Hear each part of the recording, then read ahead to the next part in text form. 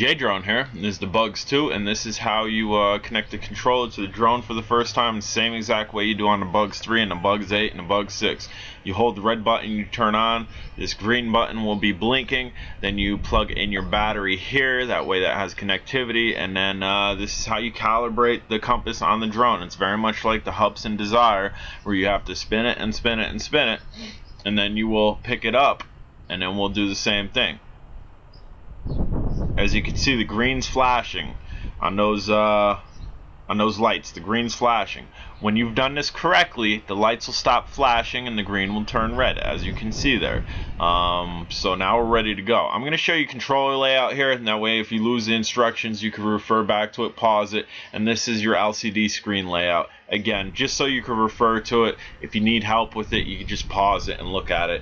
I find that probably be most helpful instead of me actually boring you to death like some of the guys do, and this button does this, and this button does that. As you can see, I have no satellites right now, so we'll see how long this takes. If it takes too long, I'm just going to fly up and do the Alcendman trick. And again, still no satellites here, so yeah, I don't know. I think we might be doing the Alcendman trick. And we're gonna do, oh wait, here we go.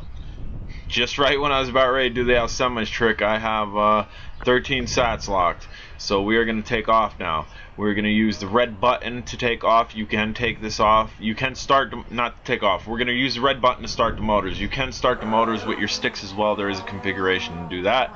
And we are throttling up. I do have this in GPS mode and altitude hold mode. As you can see, it is holding.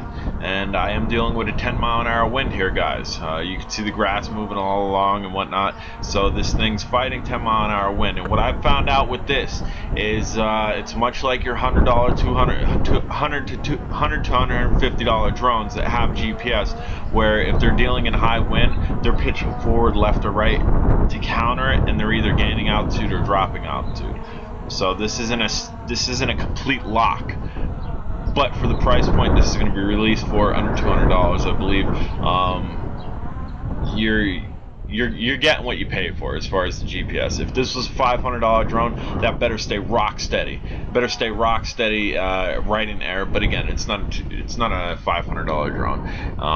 Flyability here, right off the bat. This is not going to compete with the Bugs 3. It's not going to compete with the Bugs 6 or 8. As I noted in my comparison video, this drone's considerably heavier, and as you can see, the GPS lock works. We're actually going to turn GPS lock and just be in altitude hold mode, show you a little flyability of that. Then we've picked up a little speed turning off that GPS.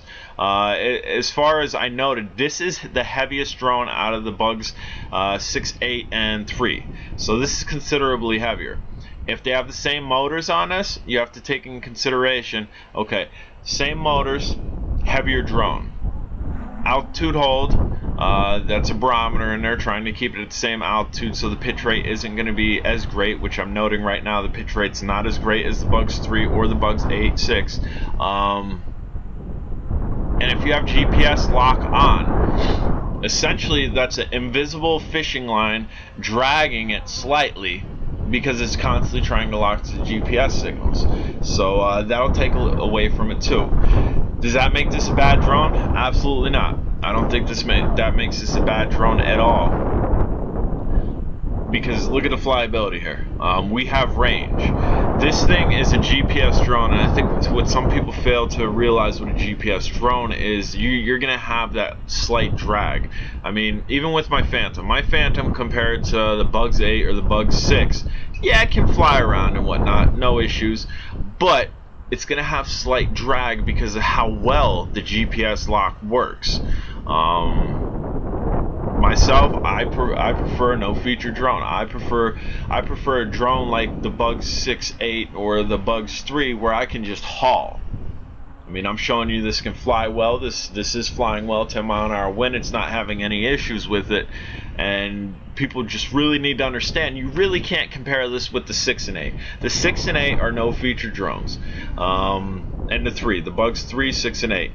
This is essentially almost a full feature drone. It has return to home. It has a return to home feature if you lose connection. Has a built-in camera in it, which is pretty decent, which we'll show you that in a little bit here. We'll also show you the return home feature.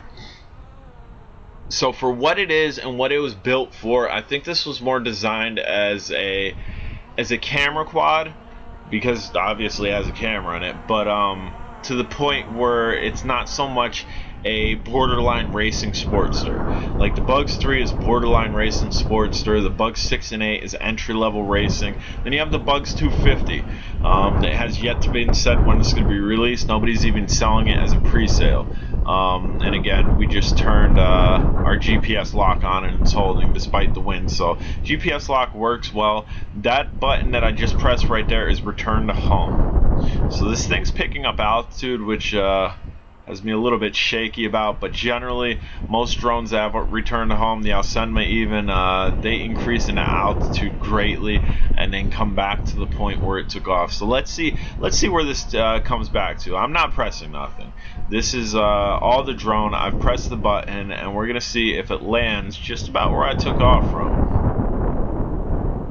Now, doing the Alcenma trick, if you were to take off prior to having your satellites, you wouldn't want to do this because your takeoff point would not be correct because it wouldn't have the satellite position in lock. So if you're going to rely on RTH, wait for those satellites. Don't do the Alcenma trick. And look at that. That's just about right where I took off from. Almost, dude, I should have put an X on the ground. I bet that would have landed on the X.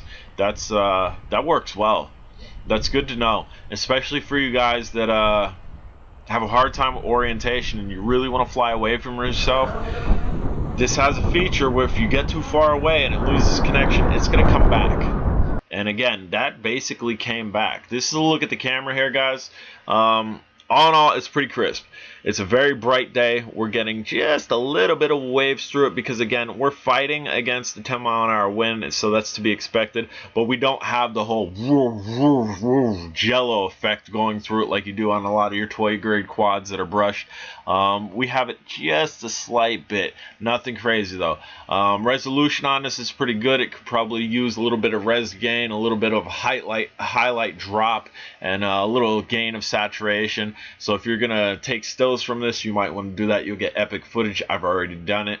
But as far as the camera and stock setup goes, I'm happy with it. I will note, I did not have a Class 10 SD card in it. That might be taken away from this slightly. Also, towards the ground for some reason, when I was taking off and flying close to the ground, I was getting a little bit of skip in the video. But again, it could be because I did not format this SD card. I have a lot of footage on this SD card, and it is not a Class 10, and it's a generic one as well. So it's not a SanDisk or anything. It's one from Dollar General. But again, guys, it is what it is. It is not a Bugs 6. It is not a Bugs 8. It is not a Bugs 3. This is a Bugs 2. And for a Bugs 2 GPS altitude hold drone, I'm happy with. The only thing I am not happy with, and I will note this through the wall, and I will hammer this to the wall, and MJX needs a kick in her butt for this. I don't think there's a second speed rate on this, which is a huge fail for me. This drone could be epic beyond epic. It's pretty epic, but it could be epic beyond epic if it had that second speed rate. That second speed rate would make this thing cruise a lot better than what it's cruising right now. I mean, it's cruising. But I mean, if we wanted to pick up the speed, pick up the pitch rate, that would do it. The second speed rate would definitely do it. And again, this isn't a slow drone. It has speed to it. But not having a second speed rate, a second pitch rate, come on.